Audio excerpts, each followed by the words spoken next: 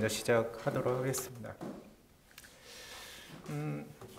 오늘 좀 제가 그 발표는 너무 내용을 많이 드리는 것보다는 좀 필요한 내용하고 이제 좀 천천히 이렇게 그 전달 내용을 좀 목적으로 그렇게 좀 해보려고 하고 있는데요.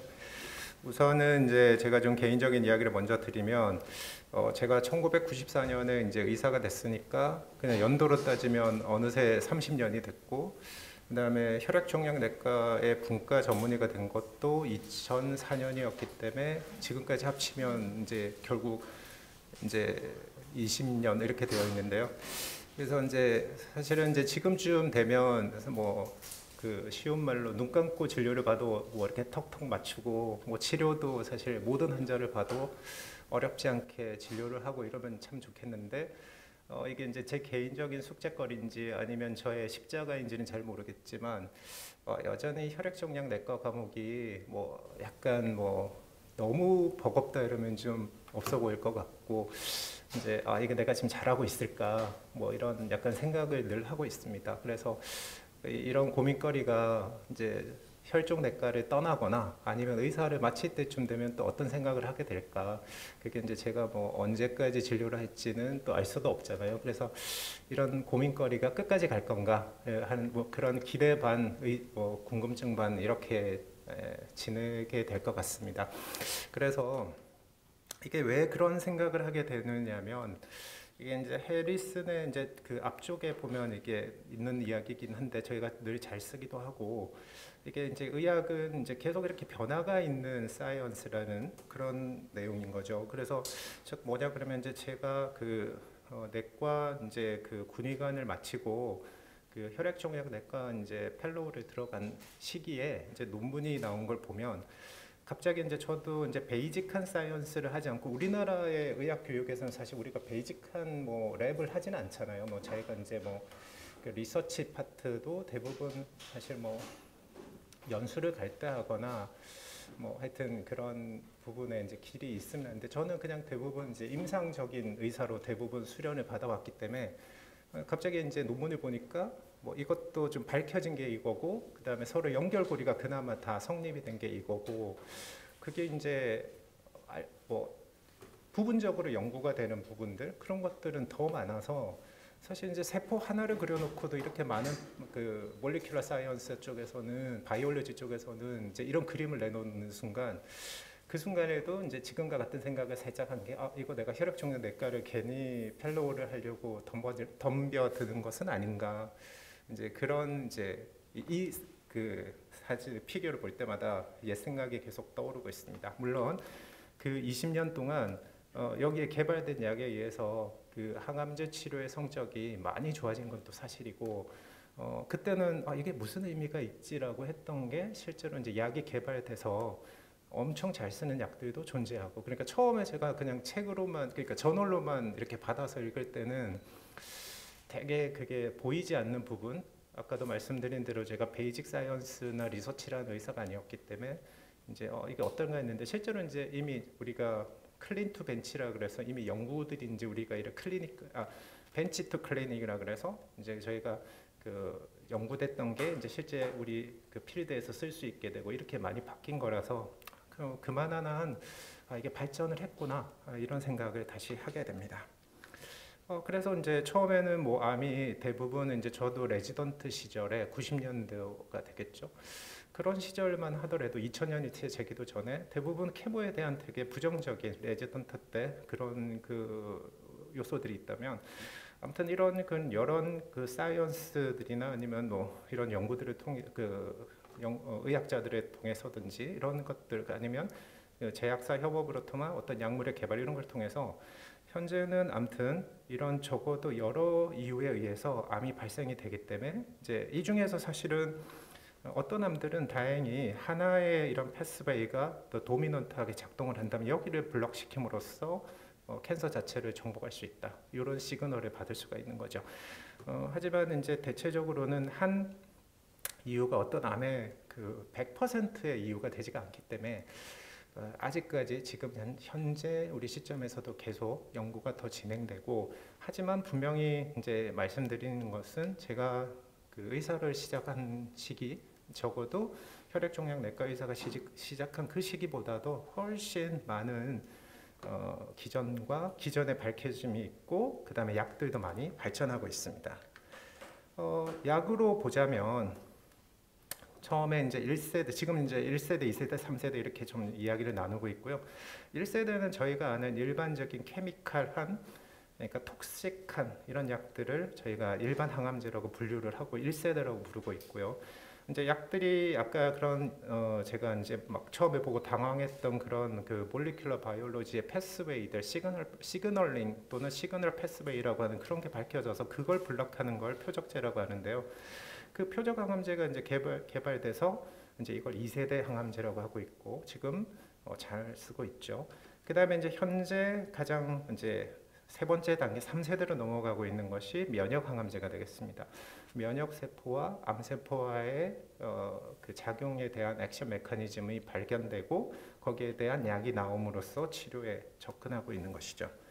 근데 이제 이런 것들이 약이 나오니까 당연히 예를 들어 HCC에서 보면 이제 약이 개발되고 이건 이제 임상 시험에 완료가 돼서 노란색으로 보이는 것은 이제 3상 연구를 하고 있습니다. 그래서 3상 연구에서 컨펌이 되고 그러면 이제 우리가 실제 그 진료에서 쓸 수가 있는 거죠. 왜냐하면 3상의 의미는 분명히 그 컨트롤 글록보다는 성적이 뭐라도 좋기 때문에 쓸 수가 있는 거거든요. 그러면 이제 HCC를 보면 이제 2006년도에 아무튼 3상에서 소라페닙이라는 약이 이제 좋더라 이렇게 썼지만 지금 현재 우리가 2024년이니까 제일 최근 걸 뒤집어 보면 여기 이렇게 노란색으로 되어 있는 이 부분의 약이 우리가 2006년도만 해도 이 약이 더 좋겠다 했지만 뒤집어진 거죠. 이 약이 더 좋더라 이렇게 되죠. 그런데다가 이게 이제 연구만 나왔다고 해서 또 우리가 그 뉴스에 접한다거나 저널로 본다고 해서 또 우리가 우리나라의 실적을 벗어나기는 어렵거든요. 그래서 이제 보면 이 논문이 발표되고 그 다음에 이어서 2020년에 우리나라에서도 쓸 수 있다. 좀 사실 이게 좀 암의 종류에 따라서는 빠르게 써도 된다고 허가를 주는데 허가의 의미는 보험이 되지 않는다는 의미가 되겠습니다. 100대 100이라고 하잖아요. 그래서 그런 그 조건들이 붙고 그 다음에 이제 2년 정도쯤 이것도 좀 빠르게 보험이 되는데요.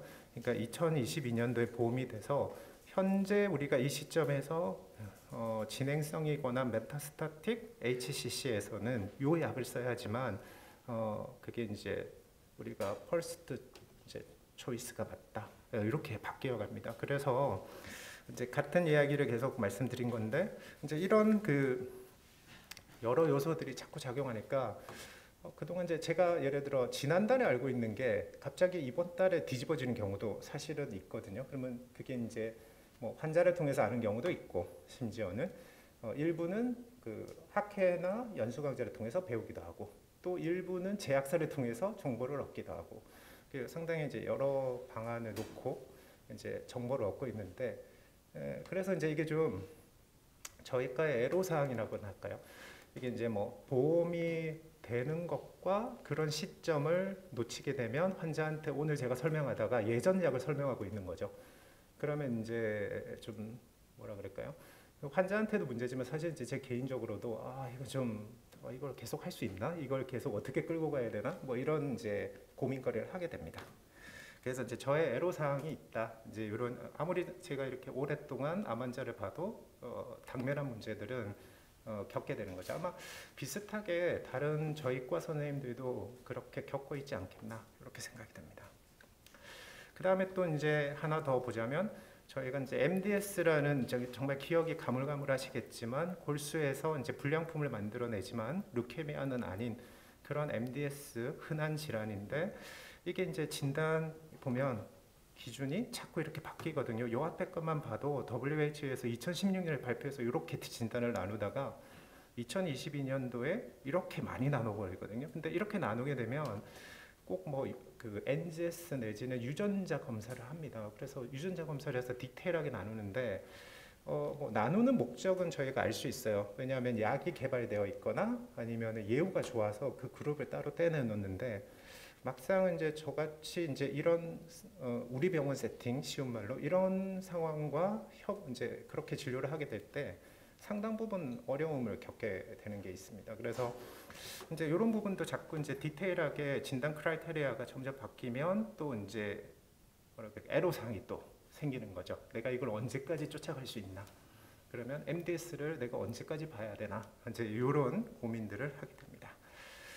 게다가 이제 요즘 상황에서는 이제 AI를 이용한 부분들이 우리 과조차도 AI에 좀 대체될 가능성이 높은 과로 이렇게 이야기가 되고 있어서, 그 다음에 이거는 이제 저희 과는 아니겠지만 진단 쪽 병리나 영상도 우리나라 제품인 루닛이라는 제품이 상당히 이제 뭐 어떤 부분에서는 사람보다 좀 더 빠르고 조직은 예후까지도 설명을 해준다 하니 이제 조금 더 이제 약간의 경쟁 아닌 경쟁인데, 뭐 그걸 경쟁이라고 생각 안 하려고 해도, 그다음에 이제 예를 들어 미래에 적어도 10년 뒤에 뭐 제가 진료를 한다고 쳤을 때 그때가 65세가 될 테니 그러면 그때 느낌은 또 어떨까, 이제 이런 생각을 해봅니다. 그래서 이제 뭐 그때도 10년 뒤에도 제가 해야 되는 건 골수 검사겠다. 뭐 이거는 좀 기계가 AI가 할 수 없겠죠. AI는 정보만 처리하고, 가장 AI조차도 어제 데이터가 업데이트 됐으면 어제 것까지 테니까요. 뭐 AI도 한계가 있을 거고, 그다음에 이제 우리는 이제 페이스 투 페이스로 뭘 할 수 있다. 뭐 커뮤니케이션에 뭐 이런 것들이 있겠다. 뭐 이런 그냥 생각을 해봅니다. 그래서 이제 결국은 이제 가끔 이렇게 진료를 보는데 크게 어려움은 없다고 느끼면서도 이제 크게 소소하게 바뀌어지는 부분에서의 이제 좀 그 개인적인 갈등이 이제 좀 있어서, 그러니까 저 사람이 진료를 볼 때 어떤 생각을 하나, 뭐 이런 걸 좀 간접적으로 말씀드리고 싶어서 조금 길어지게 조금 설명을 드렸습니다. 그래서 이제 사실은 이제 저희가 제목은 제가 CBC에 대한 그 설명을 드리고자 준비를 했는데 아마 결국은 다 말씀을 드리기는 어려울 거예요. 우선은 제일 좀 가장 뭐 복잡한 저희 뭐 패서피지올로지나 이런 거 다 빼고요. 실제 CBC를 보셔야 되기 때문에 거기까지 조금 접근을 한번 해보겠습니다. 우선 이제 CBC 그러면은 이제 이런 플레임의 약자인데, 보통은 현재 전혈구 검사라는 것도 쓰지만 이게 이제 일반 혈액 검사라는, 저도 이게 언제 왜 시작됐는지 모르겠지만 적지 않은 분들은 또 그렇게 부르고 있습니다. 제가 주로 이제 그 혈액 CBC를 보는 법이라는 것을 말씀을 드리려고 하는 가장 큰 이유는 이 그래프에서 설명을 드리려고 하는데요. 이제 나이대가 오른쪽으로 쭉 펼쳐져 있습니다. 그리고 이제 이쪽은 이제 실선으로 되어 있는 것은 AML에 대한, 루케미아에 대한 설명입니다. 보시면은 나이가 들수록은 점점 증가하는데 변곡점이 그러니까 아주 많이 확 꺾이는 것이 60대에서 70대 넘어가면 이렇게 환자의 수가 이쪽에 많이 몰려 있거든요. 그래서 이게 어떤 이야기를 하자면, 우리가 CBC를 볼 때 저도 나이대가 많을수록은 되게 신경이 쓰고 있습니다. 물론 젊다고 해서 우리가 어떤 혈액 질환이 없으리라는 법은 없거든요. 그래서 그렇지만 평균적으로 볼 때 나이가 많은 분들의 CBC의 변화는 혹시 하는 이제 그런 걱정을 하고 있습니다. 그래서 실수를 하지 않기 위한 이제 그런 고민거리가 되는 거죠. 이게 우리 병원 예인데 다행히 상당히 예를 들기 좋았습니다. 우선은 제가 2024년 2월 달에 2월 27일에 진료를 보게 되고, 우리 병원 자료를 거꾸로 뒤집어서 가면 10년 전께 있습니다. 2014년도에 12월에 한 내과에서 검사는 모두 정상입니다. 그러고 이게 이제 5년 뒤에 또 내과에서 검사를 했을 때는 이런 검사가 있고 한데, 제가 우선은 먼저 말씀드릴 거는 검진이 되겠죠. 여기 저희가. 근데 검진은 보시는 바와 같이 검진에서는 CBC를 풀로 보는 게 아니라 헤모글로빈만 보기 때문에 사실은 저희 혈액내과에서 진료를 볼 때 조금 이득이 없는 그런 검사가 되고 있습니다. 가능하다 그러면 조금 더 비용을 들여서 풀로 보는 것도 어떨까, 이런 생각을 주로 자주 하고 있고요. 그 다음에 그래서 이제 이 10년, 그러니까 이 4가지 자료를 한번 좀 천천히 뜯어보면 보시면은 이제 5년 뒤에 방문했을 때는 사실 백혈구가 내려간다는 느낌이 있는 거죠. 저희가 여기서 반절 정도 꺾인 것처럼 보이고, 여자분이시긴 하지만 이것도 어쨌든 뭔가 뭐 정상으로 볼 수도 있지만 좀 내려가는 느낌이 있고, PLT도 내려가는 느낌. 근데 사실 2019년까지 진료를 누가 받더라도 뭐 조금 그렇네 하고 끝내시는 데는 크게 문제가 없다고 생각이 들고요. 근데 이제 2020년도에 검진 자료를 보면 실제로 이제 그 전에 비교해서는 분명히 빈혈이 와 있거든요. 그러면 이제 제 생각은 이때 이제 진료를 좀 풀로 봐야 되는 게 필요하다고 판단이 되고요. 하지만 그 현재 검진의 상황과 여러 가지를 볼 때는 이제 환자분이 대부분 페이퍼로 받거나 아주 강조점을 두고 있지 않기 때문에 그냥 그렇다 하더라 정도 수준으로 많이 알고 계시고, 이제 이게 4년 뒤에 이제 이렇게 이제 진료 볼 때 자료를 보면 모든 게 다 떨어지는 현상이 보입니다. 그래서 이제 저희가 이제 골수 검사를 하면 이제 진단이 이렇게 떨어지는, 그러니까 MDS라는 혈액 질환이 이제 숨어 있었고 그게 이제 드러나는 이제 그런 거죠. 물론 이제 아까 그 그래프처럼 혈액 질환은 나이가 들수록은 더 확실히 표현이 되고 드러나는 성향이 있기 때문에 천천히 진단해도 무방하지만, 우리가 그 어느 시점에 정보를 주고 그 다음에 환자를 팔로우하는 거와 그냥 이제 정보 없이 경과를 보는 거는 상당히 좀 차이가 난다. 이제 그런 말씀을 드리고 싶습니다. 그 다음에 이거는 좀 전에 자료라서 제가 한번 가져와 봤는데요. 이게 이제 이것도 재미있을 것 같더라고요. 그래서 보면은 이게 이제 빨간 게 이제 이번 4월의 자료인데요. 보면은 이제 환자가 2년 전부터 백혈구는 낮아 있고 점점점 낮아지는 겁니다. 그래서 이게 이제 아까랑 비슷한 느낌이죠.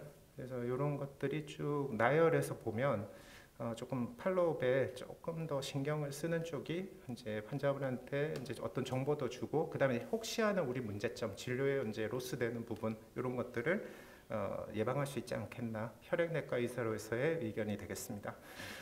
저희가 CBC 처방은 이렇게 낼 수 있습니다. CBC를 낼 수도 있고, CBC 딥 같이 낼 수 있고, PB 몰폴로지 낼 수 있고, 이거 레티큘로사이트 카운트 낼 수 있고, PBS 낼 수 있고, 그다음에 PLT 카운트라는 오더를 내는데, 이거는 나중에 설명하겠지만 튜브는 PT 튜브라는 소듐 사이트레이트가 있는 그 항응고제가 있는 것을 쓰게 됩니다.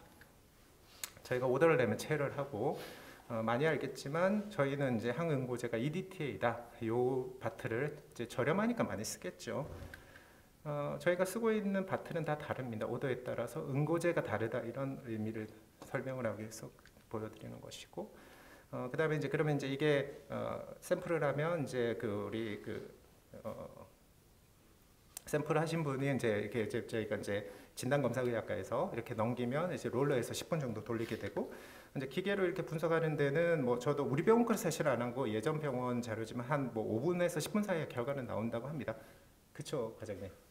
그러니까 실제 저희는 이제 오더 내면 환자분한테 1시간 뒤에 오세요 뭐 이렇게 설명을 하는데요. 그거는 이제 수납도 해야 되고 이제 많이 밀려 있고, 또 검사를 한 개 한 개 넣는 게 아니고 이제 묶음으로 이렇게 몇 세트씩 넣는 걸로 알고 있습니다. 그래서 보통은 한 그 정도지만, 실제로 한 명의 랩을 보려고 하실 때는 생각보다 빠르게 그 결과지를 볼 수가 있습니다.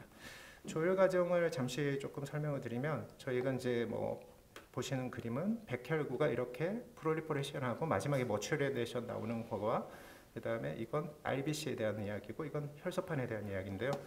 RBC 잠깐 그림으로 보시면 이렇게 핵이 있다가 핵이 빠져나가고, 그 다음에 더 이렇게 우리가 도너츠형 이렇게 기억이 아마 나실 겁니다. 그래서 이렇게 해서 밖으로 나와서 우리가 실제로 볼 수 있는 건 머추레이션이 잘 되어 있는 이런 그 CBC의 결과들을 보시게 됩니다. 그래서 이제 이런 저희가 이제 그 분석된 결과지를 받아보게 되는데요. 제가 우리 병원의 특성인데, 우리 병원의 특성은 이렇게 저희 같은 과에는 이제 여러 가지 풀로 이렇게 봐야 되는데요. 이렇게 보면 우리 병원 그 창이 다 그걸 허락하지 않는 경우가 있는데, 저도 이제 보다가 나중에 알게 됐는데요. 보면 이제 환자가 검진을 한 적이 없으면 모든 CBC 랩이 위에서 이렇게 레티를 넣으면 여기 나오고 CBC가 이렇게 보이고 밑에까지 해서 다 보일 수가 있어요. PB까지. 근데 만약에 검진을 해서 이게 검진에서 랩들이 좀 섞여 있으면 이런 것들은 칸을 먹게 되기 때문에 이제 한 그 창에서 보시기가 어려울 수 있다는 그런 걸 보여드리고요. 그 다음에 이제 한 가지는 이제 뭐 누구나 볼 수 있는데 색깔로 알 수 있습니다. 검정은 정상이고 파란 건 낮을 것이고 빨간 건 높다, 이렇게 알게 되죠. 그래서 급하신 분들은 아마 색깔로 이렇게 보시게 될 거라고 생각이 됩니다. 그리고 남자와 여자의 차이가 있습니다. 우선 정상 우리가 레퍼런스 밸류가 있는데 우선은 WBC, RBC인데 이 왼쪽 게 남자 거고 여기가 남자 거고 이게 오른쪽 게 여자 건데요. 그건 좀 있으면 무슨 말인지 압니다. WBC하고 PLT인데요. WBC는 4,000개하고 10,000개가 정상 범위이고 혈소판은 14만에서 44만이 정상입니다. 뒤에 공이 3개 붙이는 거죠. 그 다음에 이제 여기서 남녀 차이가 있는데 남자가 정상이 낮은 정상이 13이고 여자는 12가 됩니다. 뭐 이건 뭐 안드로겐이 이제 조혈 기능을 한다. 그래서 저희가 에이플라스틱 어네미아 때 옛날에 뭐 그런 것들을 쓰죠. 그래서 남성 호르몬을 써서 반응이 있는 경우도 있고 이렇게 됩니다. 그래서 우리가 이 창은 저희가 띄우는 게 아니라 남자로 기억되면 레퍼런스에서 저절로 EMR이 이렇게 띄워주게 됩니다. 그래서 이걸 보면 남자 거다 여자 거다도 알 수 있다는 거죠. 예. 빈혈은 WHO 진단으로 저희가 남자 여자 이렇게 해서 13, 12, 11 이렇게 나누고 있고 그 다음에 이제 WBC는 이렇게 머추레이션 되는 아까 RBC 죄송합니다. RBC는 머추레이션 되는 과정에서 핵이 탈락이 되고 탈락이 되면서 3회 정도 머추레이션 된 다음에 우리가 알고 있는 RBC가 나오는데요. 이때 이제 만약에 이 빈혈에 의해서 이 수치가 떨어진다면 이 레티가 밖으로 끄집어져 나오기 때문에 이 레티 카운트를 저희가 빈혈 환자 때 많이 쓰고 있습니다. 그래서 부탁드리고 싶은 것은 랩을 긁으셨을 적에 빈혈이 있으시면 당일 금방 아시잖아요. 컨설트 내시기 전에. 그러면 바로 CBC 쪽이나 아니면 병동을 통해서 레티 카운트 오더를 넣어주면 제가 컨설트를 볼 때 크게 DDX 할 때 좋거든요. 그래서 여러 차례 조금 말씀드렸고 그런데 오늘 조금 더 확정적으로 조금 부탁드리고 싶은 것은 CBC를 보실 때 빈혈이 보이면 레티 카운트를 좀 넣어서 의뢰를 해주시는 것이 저희한테 진료를 볼 때 훨씬 더 좋겠습니다. 그리고 이제 RBC 인덱스라 그래서 MCV, MCH, MCHC인데 이건 저희가 생리학에 가장 이렇게 배울 때 너무 기본이었던 내용인데 지금도 저희가 빈혈일 때 잘 쓰고 있고요. 그 다음에 또 딥 카운트도 중요합니다. 딥 카운트까지 다 보는 것이 훨씬 더 안정적입니다. 딥에서는 이렇게 5가지 분류의 세포들의 크기하고 핵의 모양이 다른 저명하게인데 이렇게 보면 되게 저명하죠. 그래서 딥 카운트가 읽어주는데 이건 기계 장비로 읽어주게 되는 것을 저희가 봤기 때문에 PB하고 결과물이 다를 수가 있고 PB에서는 선생님들이 이 내용을 보는데 가장 이제 PB에서 많이 봐주시는 것이 이제 이렇게 플레이트릿이 이렇게 모여 있는 거거든요. 이거를 클럼핑이 있다 아니면 클로팅이 있다 뭐 이렇게 표현할 수 있는데 이러면은 카운트가 낮아지는 가성 혈소판 감소증이 되겠습니다. 그래서 이제 저희가 혈소판 감소증이 오면 PB 물풀이를 내는데 우선 이제 그게 염색하는 과정하고 이런 것 때문에 아까 말한 PLT 오더를 내서 쓰고 있습니다. PLT 오더를 내고 코멘트에 PT 튜브 이렇게 써달라고 하면 검사실에서 잘 해주고 있습니다. 그 다음에 보조 외에 이제 결과지를 보는데요. D 카운트에 보면 요 빨간 카테고리처럼 LUC하고 그러니까 NRBC가 있습니다. 그래서 이 정보는 이제 현재는 저희가 이걸 많이 쓰냐 마냐 이렇게 아까 우리 김보수 과장하고도 좀 통화가 이렇게 됐는데 우선 이제 어떤 수치를 찝어내줄 때는 조금 의미를 부여하면서 조심스럽게 진료를 보고 있습니다. 이렇게 애매한 PB에서 나올 때는 하는데 LUC는 다양하게 가능성이 있습니다. 그래서 이런 게 좀 나오면 아무래도 조금 더 신경 써서 진료를 보려고 하고 있고 이제 그 의미는 머추레이션 내에서 빠져나오는 이 과정에 뭔가 문제가 있을 수 있겠다는 것을 생각할 수 있겠습니다. 그리고 NRBC조차도 이게 이제 나온다면 그거는 정상적이지가 않기 때문에 이것도 만약에 읽어주면 저희가 조심해서 확인을 하고 있고 하지만 나머지 지금 검정색으로 있는 RDW나 PCT 뭐 이런 PDW는 혈액 내과 의사가 아닌 이상은 별로 보실 필요가 아예 없다고 생각됩니다. 저희도 정보를 크게 쓰지는 않고 있고요. 다만 혈소판이 낮을 때 PCT 같은 것은 저희도 활용을 하고 있습니다. 실제로 혈소판이 낮으면 PCT가 낮아지거든요. 예, 그렇습니다. 그래서 이제 요 종이는 제가 이제 외래에서 주로 환자분께 드리면서 쓰고 있고 제일 중요한 것이 카운트가 됩니다. 그래서 백혈구는 4,000개에서 10,000개, 적혈구는 아까 남녀가 다른데 빈혈의 기준에 헤모글로빈을 하고 있어서 10이나 13 이렇게 되고 혈소판은 14만에서 44만 이렇게 설명을 하고 있습니다.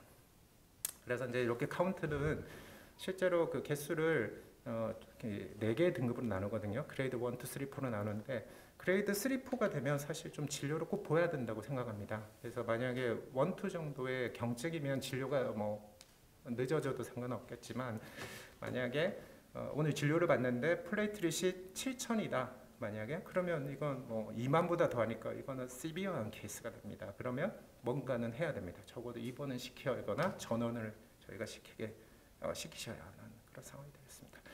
원래는 이제 케이스를 좀 많이 준비해서 우리 병원 케이스를 다 보여드리려고 했는데요. 제가 이제 앞에서 좀 약간 뭐랄까요 그런 여러 가지 이야기를 좀 하면서 시간이 좀 지나서 그래서 이제 마무리를 하겠습니다. 그 CBC는 계속 변화를 볼 수가 있는 겁니다. 오늘 정상이라 하더라도 떨어질 수가 있고요. 그다음에 이상을 보이는 케이스는 어쨌든 팔로업이 중요하다고 생각됩니다. 그게 혈액내과를 통하시던 아니면 본인이 보시던 이렇게 보시는 게 필요하고 그다음에 저희가 적어도 골수 검사는 할 수 있기 때문에 진단은 가능하다. 치료는 조금 저희가 상황에 따라서 나눠지고 있습니다. 그래서 장시간 설명드리는데 집중해 주셔서 감사합니다. 사랑 제일, 행복 제일, 건강 제일, 진주 제1병원.